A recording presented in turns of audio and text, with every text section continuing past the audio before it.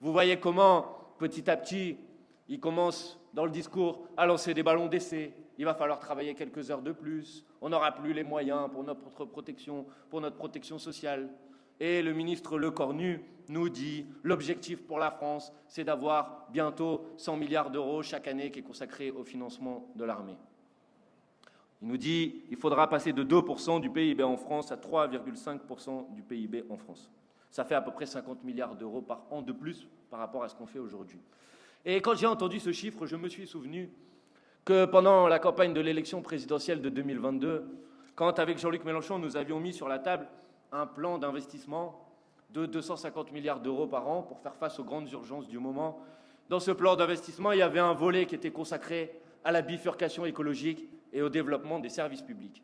Et on disait que pour faire face aux enjeux de la bifurcation écologique et au développement de nos services publics, il fallait consacrer 50 milliards d'euros par an supplémentaires au financement de la bifurcation écologique et de nos services publics.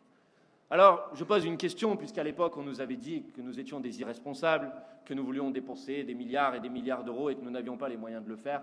Je pose la question de savoir pourquoi ce qui était impossible en 2022 pour financer la bifurcation écologique et nos services publics deviendrait, comme par magie aujourd'hui, possible pour financer des chars, des obus et des munitions pour aller en faire je ne sais quoi. Pourquoi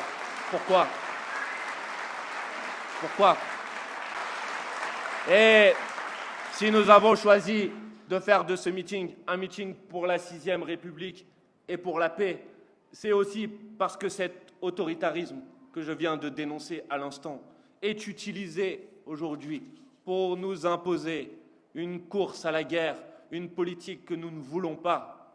Quel mandat a le président de la République, Emmanuel Macron, pour prendre la parole à la télévision et pour dire aux Françaises et aux Français, je vous appelle, j'en appelle à la patrie. Quel mandat a le président de la République pour dire et prendre au nom du peuple français l'engagement de consacrer plusieurs dizaines de milliards d'euros supplémentaires par an pour fabriquer des armes et des munitions, alors que nous voulons avoir une économie qui permette de satisfaire les besoins fondamentaux du peuple? Il n'en a aucun mandat pour le faire.